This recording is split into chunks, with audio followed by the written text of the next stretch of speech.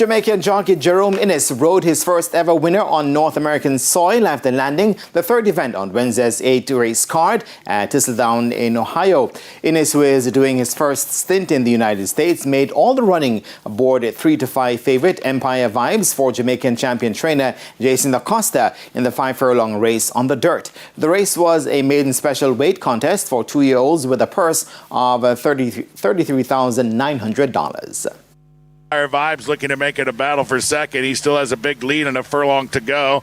Snitch is out of the pack. He's the danger here. Snitch is into second. A 16th to go. Empire Vybz still clear. Snitch not really a danger at all.